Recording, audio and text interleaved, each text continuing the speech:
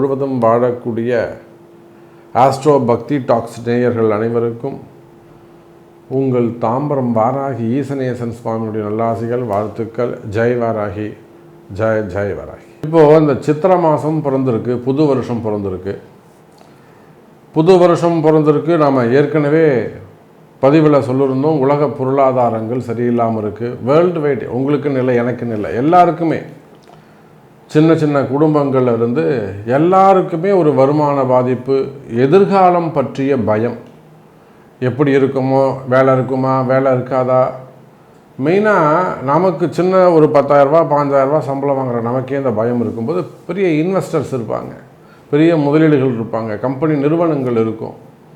அப்போ அவங்களுக்கெல்லாம் இந்த வருஷம் நமக்கு எப்படி இருக்க போகுது, பணங்காசு எப்படி இருக்கும், பணம் வருமா, பணம் சேருமா, இது நம்ம இப்படி கூட சொல்லலாம். இப்போது சித்திரை மாதம் பிறந்திருக்கு, அடுத்த சித்திரை வரலும் இதுதான் ஃபினான்ஷியல் இயர்னு சொல்கிறாங்க. இது நாம் செட் பண்ணலைங்க, செட் பண்ணது இங்கிலீஷ்காரர்.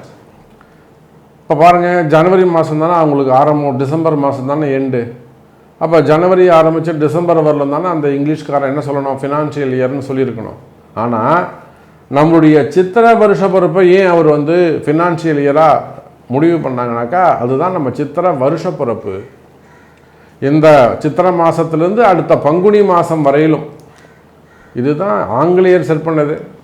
அப்போ நம்ம ஜாதகம், ஜோதிடம், பஞ்சாங்கம் இதை வச்சு தான் ஒவ்வொருத்தருக்கும் பணங்காசு எப்படி இருக்கும், வருமானம் எப்படி இருக்கும், சேமிப்பு எப்படி இருக்கும், கடன் சுமைகள் எப்படி இருக்கும், கடன் அடையுமா, இந்த ஃபினான்ஷியல் இயரில் இவங்க இந்த லோனை கம்ப்ளீட் பண்ணுவாங்களா, இவங்க கேட்ட இடத்துல அந்த லோன் கிடைக்குமா, வருமானம் சேருமா, மெயினாக இவங்களுடைய முதலீடுகள். இப்போ ஒன்றும் இல்லைங்க, சாதாரணமாக நாம் ஒரு சீட்டு போடுறோம், சின்னதாக ஒரு கடையை வச்சுருக்குறோம், ஹோட்டல் வச்சு நடத்துகிறோம், 2 நாள் சிலிண்டர் வரலை, உடனே நமக்கு அது பதற்றமாக ஏற்படுது, அங்கே கடன் நடத்த முடியல, லாக் ஆகுது, வியாபாரம் தடைபடுது, அப்போ அந்த கடையில் வேலை செய்கிறவங்களுடைய வருமானம் தடைபடுது. இப்போ இது போல் பெரிய பெரிய நிறுவனங்களை நினச்சி பார்க்கணும், பெரிய பெரிய கம்பெனிகளை நினச்சி பார்க்கணும், இப்போ இன்வெஸ்டர்ஸ், அரசாங்கத்தை நினச்சி பார்க்கணும். அதே போல் ஆயில் பிஸ்னஸ் பண்ணக்கூடியவங்க, ஷேர் மார்க்கெட்டில் போடக்கூடியவங்க, கோல்டு பிஸ்னஸ் பண்ணக்கூடியவங்க, சில்வர் பிஸ்னஸ் பண்ணக்கூடியவங்க. அப்போ இந்த மாதிரி முதலீடுகள் எல்லாம் என்ன ஆகும், இந்த முதலீடுகள்லாம் நமக்கு லாபத்தை கொடுக்குமா. நிறைய முதலீடுகள்லாம் பார்த்தீங்கன்னாக்கா இப்போ மார்க்கெட் டவுன் ஆன உடனே வெளியில் சொல்ல முடியாத துயரத்தில் இருக்கிறாங்க. அப்போ அப்பேற்பட்ட உங்களுக்கு அடுத்த பங்குனி மாதம் வரை, இந்த சித்திரையிலிருந்து அடுத்த பங்குனி மாதம் வரையிலும் வருமானம் எப்படி இருக்க போகுது, பணம் வருமா, பணம் சேருமா, அல்லது பணம் லாபத்தை தருமா, கடன் அடையுமா, இந்த செஞ்சிருக்கக்கூடிய முதலீடுகள் என்ன ஆகப்போகுது, இதை தான் நம்ம பார்க்க போகிறோம். வாருங்கள். இந்த சித்திரை மாதத்துலேருந்து அடுத்த பங்குனி மாதம் வரையிலும் இந்த வருஷத்தில் இந்த ஃபினான்ஷியல் இயர் நீங்கள் எடுத்துக்கிட்டாலும் சரி தான், தமிழ் புத்தாண்டுன்னு எடுத்துக்கிட்டாலும் சரி தான். அப்போ எப்படி பார்த்தாலும் இந்த ஏப்ரல்லிருந்து அடுத்த மார்ச் 31 வரையிலும் அப்படி வச்சுக்கோங்க. இந்த வருஷத்தில் யாருக்கெல்லாம் சொத்து வாங்கும் யோகம் உண்டு, சொத்து வாங்கும் யோகம்னா புதுசாக இருக்கலாம், பழசாக இருக்கலாம், பூர்வீக சொத்தாக இருக்கலாம், சேர வேண்டியதாக இருக்கலாம், இல்லை நீங்கள் புதுசாக ஏதோ ஒன்று வாங்க வேண்டிய சொத்தாக இருக்கலாம். யாருக்கெல்லாம் சொத்து வாங்க வேண்டிய யோகம் இருக்குது, யாருக்கெல்லாம் வீடு அமையும் யோகம் இருக்குது, யாரெல்லாம் வீடு வாங்குவாங்க. நிறைய அன்பர்கள் பேசுகிறாங்க, இப்போ நான் இந்த வீடு பார்க்குறேன், அந்த வீடு கட்டியிருக்கேன், இது இன்னொரு வீடு வாங்கலான் இருக்கேன், இல்லை வீடை சேல்ஸ் பண்ணணும்னு நினைக்கிறேன், இல்லை இதை வாங்கி அங்கே போட்டு இன்வெஸ்ட் பண்ணணும்னு நினைக்கிறேன். நிறைய வீடு வாங்குறது நிறைய கேள்விகள் இருக்குது. அப்போ யாருக்கு வீடு யோகம் அமையும், யாருக்கு சொத்து யோகம் அமையும், யாருக்கெல்லாம் கடன் அடையும். ஏன்னா நிறைய அன்பர்கள் எல்லாருக்குமே ஒரு 80-70% எல்லாருக்கும் கடன் சுமைகள் இருக்குது. அதில் ரொம்ப திக்கி திணறக்கூடியவங்களாக இருக்காங்க, கண் விழுங்கி பிதுங்கி பார்க்கக்கூடியவங்களாக இருக்காங்க. யாருக்கு கடன் அடையும், இது எல்லாத்துக்கும் மேலே மெயின் கொஸ்டின்னு இந்த வருஷம் வேலை எப்படி இருக்கும். ஏன்னா நான் சொன்னது தான், போர் பதற்றமாக இருக்குது. வாரால எல்லா இடங்களிலும் ஒரு சின்ன டீ கடையில் கூட கேஸ் இல்லைன்னா 4 நாளைக்கு கடையை மூடி வைக்கிறாங்க. சின்ன தொழிலாளி ஒரு டெய்லி ஒரு 700 800 சம்பளம் 4 நாள் கடையை மூடிட்டாங்கன்னா அந்த குடும்பம் என்ன ஆகும்? அப்போது இந்த வருஷத்தில் யாருக்கு ஜாப் பர்மனெண்ட்டாக இருக்கும், அப்படி இல்லைன்னா வேலை பற்றிய பயம் யாருக்கு இருக்கும், யாரெல்லாம் வேலையை பற்றின நிம்மதி கிடைக்கும், யாருக்கெல்லாம் வேலை பற்றின நிம்மதி கிடைக்கும், யாருக்கெல்லாம் வேலையை பற்றின பயம் இருக்கும். அப்படி இல்லை ஜாப் இல்லாமல் பார்த்தீங்கன்னா யாருக்கெல்லாம் வேலை கிடைக்க போகுது, புதுசாக யாருக்கெல்லாம் வேலை கிடைக்க போகுது. வருமானம் டோட்டலாக ஒரு சிங்கிள் லைனில் சொன்னோம்னா இந்த சித்திரையிலிருந்து அடுத்த பங்குனி மாதம் அடுத்த ஏப்ரல் 14ஆம் தேதி வரையிலும் உங்கள் வருமானம் எப்படி இருக்க போகுது, உங்கள் லாபம் எப்படி இருக்க போகுது, பணங்காசு வந்து சேருமா, இதுதான். அதே போல் உங்களுடைய முதலீடுகள், கடைசியாக உங்களுடைய இன்வெஸ்டிங், இதெல்லாம் எப்படி க்ரோத் ஆக போகுது அப்படின்னு ஃபுல் டீட்டெயிலாக ப்ரீஃபாக பார்க்கலாம் பாருங்கள். சிம்ம ராசி அன்பர்களே, சிம்ம ராசிக்கு அஷ்டம சனி நடக்குது. ஒரு பக்கம் ராசியில் இருக்கக்கூடிய கேது பகவானால் ஏகப்பட்ட பிரச்சனை, பிள்ளைகளால் பிரச்சனை, பசங்க பொறுப்பாக இல்லாமல் பொறுப்பு இல்லாமல் நடந்துக்கிறதுனால அதனால் வரக்கூடிய பிரச்சனை. அதே போல் பொம்பளை பசங்களாக இருந்தால் கேட்கவே வேணாம், நிம்மதி இல்லாமல் இருக்குது. அதே போல் இன்னொரு பக்கம் குடும்பத்தில் வரக்கூடிய பிரச்சனைகள், குடும்பத்தில் நிம்மதி இல்லாமல் இருக்கிறது, மகிழ்ச்சி இல்லாமல் இருக்கிறது, சின்ன சின்ன மனக்கசப்புக்கள். இன்னொரு பக்கம் தொழில் வியாபாரங்களில் ஒரு ஸ்திரத்தன்மை இல்லாமல் இருக்கிறது, நிலையான வியாபாரம் இல்லாமல் இருக்கிறது, ஏற்ற இறக்கங்களோடு இருப்பது, நினச்சா மாதிரி வியாபாரம் லாபம் இல்லாமல் இருக்குது. இதெல்லாம் அஷ்டம சனி. அதோட கூட குடும்பத்தில் இருக்கக்கூடிய கேதுவால் வரக்கூடிய பிரச்சனை, பிரிவினைகள். வீட்டுக்காரர் ஒரு ஊரில் இருப்பார், குடும்பம் ஒரு ஊரில் இருக்கும், இல்லை குடும்பத்தை விட்டு கொஞ்சம் பிரிந்து வெளியில் போக வேண்டிய சூழ்நிலை ஏற்படும். இப்படியெல்லாம் கஷ்டப்படுகின்ற சிம்ம ராசி அன்பர். மெயினாக வருமானம் இல்லை, வருமானம் குறைஞ்சி போச்சு. அப்போ வருமானம் குறைஞ்சதுனால எல்லா இடத்துலையும் பிரச்சனை, குடும்பத்தில் பிரச்சனை, வேலை செய்கிற இடத்துல பிரச்சனை. அதே போல் மெயினாக கடன் சுமைகள், கடன் பிரச்சனைகள் அடைக்க முடியல. அப்போ இப்படியெல்லாம் கஷ்டப்படுகின்ற சிம்ம ராசி அன்பர்களை இந்த பொருளாதார வருடம், இந்த சித்திரையிலிருந்து அடுத்த பங்குனி மாதம் வரையிலும் அஷ்டமசனி பாதி தான் வேலை செய்யும். கேது பகவான் வெளியில் போயிட்டாலே இந்த புரட்டாசி மாதத்தில் இருந்து, தமிழில் புரட்டாசி மாதத்துலேருந்து சிம்ம ராசிக்கு நல்ல சிறப்பான யோகம் இருக்குது. அஷ்டம சனிலாம் உங்களுக்கு வேலையே செய்யாது. இந்த குரு பெயர்ச்சி 12ஆம் இடத்துக்கு வரக்கூடிய குரு பகவான் சிம்ம ராசிக்கு நல்ல பண யோகத்தை தருகிறார், சுப விரயத்தை தருகிறார்.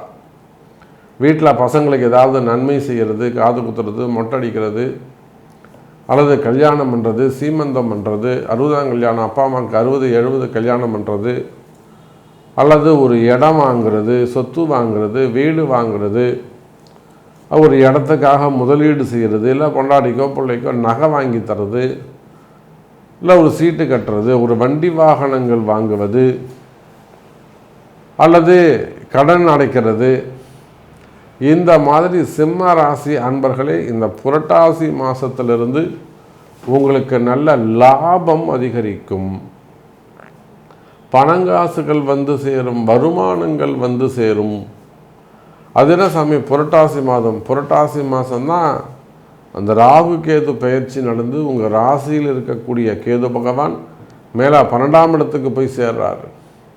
ராகு ஒரு ஸ்டெப்பு கீழே இறங்கி வந்துடுறார், சமசப்தமாக 6 8 வந்து உட்காந்துடுறாங்க.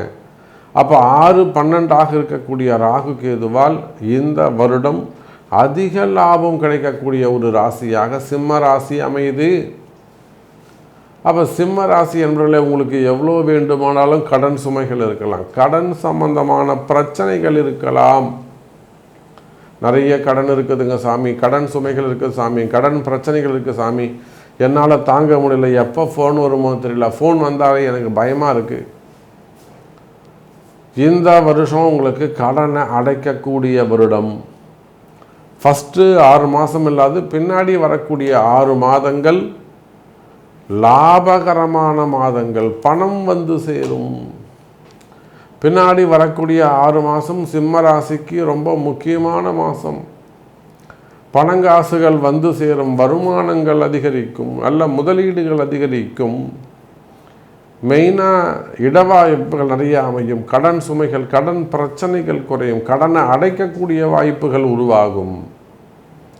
அதே போல் நிலையான தொழில் அமையும். மெயினாக நமக்கு என்னங்க வேணும்? ஸ்டாண்டர்டு இன்கம், நிலையான வருமானம், நிலையான தொழில், நிலையான வேலை, நிலையான வருமானம், நிலையான சம்பளம். எங்கே வேலை இல்லாமல் போயிடுமோ, எங்கே வேலையை விட்டு நிப்பாட்டுறோம், அந்த பயம் இருக்கக்கூடாது. அப்போ வேலையில் நிம்மதி, குடும்பத்தில் மகிழ்ச்சி, குடும்ப ஒற்றுமை, குடும்ப உறவுகளில் நல்ல மகிழ்ச்சி, அன்பு பாராட்டுதல், வேலையில் நிம்மதி, தொழிலில் பிஸ்னஸில் நல்ல லாபம், கடனை அடைக்கிறது. புதுசாக ஏதாவது கடன் கேட்பீர்களே ஆனால் அந்த புதிய கடனை வந்து டாப்அப் பண்ணுறது, புதிய கடன் வாங்குவதற்கான யோகம், இப்படி பல வகையிலும் சிம்ம ராசிக்கு இந்த வருடம் பணம் வரக்கூடிய வருடமாக, தனம் வரக்கூடிய வருமானமாக, லாபம் தரக்கூடிய வருடமாக இந்த கணக்காண்டு அமைகிறது சிம்ம ராசி அன்பர்களே. அதே போல் லாபம் அதிகரிக்கக்கூடிய ஆண்டாக இருந்தாலும் வண்டி வாகன யோகங்கள் அமையும். சிம்ம ராசி என்பவர்கள் செகண்ட் ஹேண்ட் வண்டி வாங்கக்கூடாது, புதிய வண்டிகள் தான் வாங்கணும். அப்போ நிச்சயமாக நீங்கள் டிரான்ஸ்போர்ட் பிஸ்னஸ் பண்ணக்கூடியவங்களாக இருக்கலாம், அல்லது ஏதோ உங்களுக்கு ஓன் பிஸ்னஸ்க்காக இருக்கலாம், உங்களை சொந்த யூஸுக்காக இருக்கலாம். வண்டி வாகன யோகங்கள் அமையும்.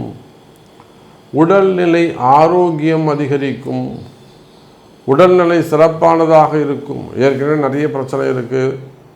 ஒரு கேன்சர் சம்பந்தப்பட்ட பிரச்சனையாக இருக்கலாம், அடிவயிறு சம்பந்தப்பட்ட பிரச்சனை, குடல் சம்பந்தப்பட்ட பிரச்சனை, வயிறு சம்பந்தப்பட்ட பிரச்சனை, ஹார்ட் ப்ராப்ளம்.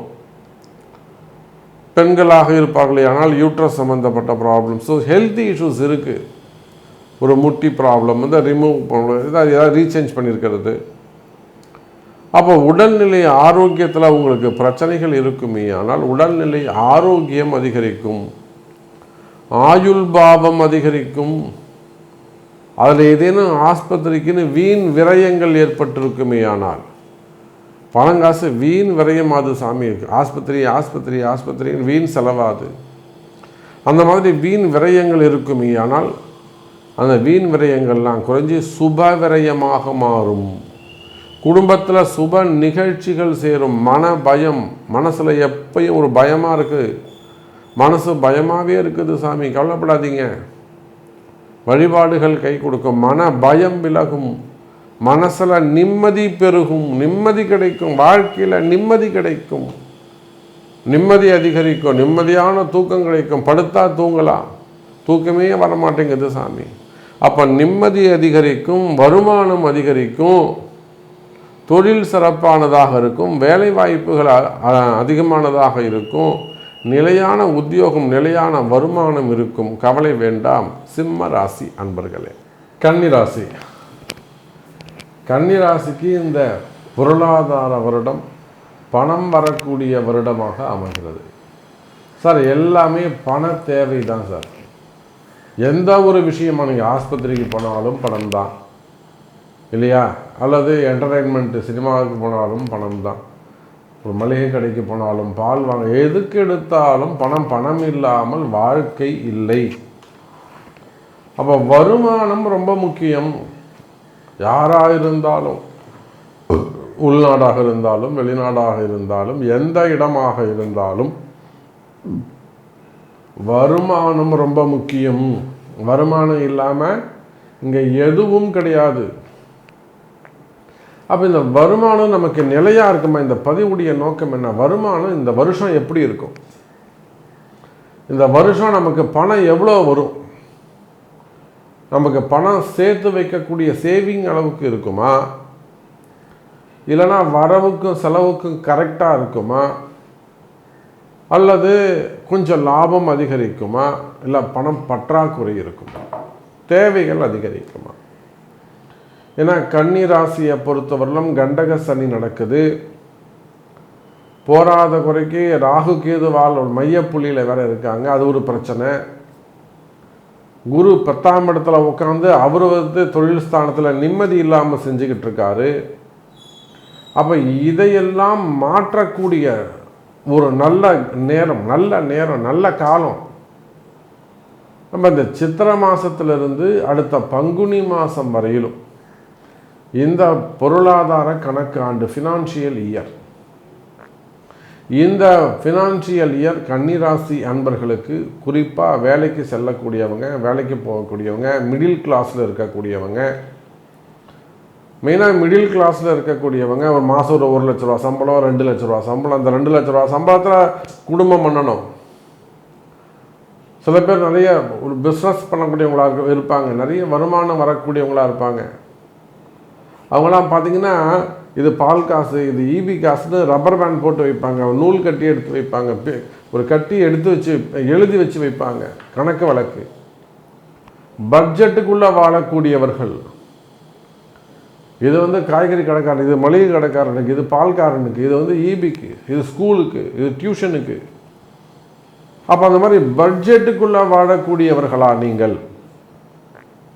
எதையும் ஒரு பிளான் பண்ணி இது கடன் அடைக்கணும், இது பேங்க் இஎம்ஐ கட்டணும், இது பேங்க் இஎம்ஐக்கு, இது இந்த இன்ட்ரெஸ்ட்டுக்கு, இது நம்ம அக்காவுக்கு கொடுக்கணும், அந்த காசுக்கு இது நாம் பட்னி கூட இருக்கலாம், கடனை அடைக்கலாம் என்று கடனை அடைக்கக்கூடிய இடத்தில் இருக்கிறீர்களா?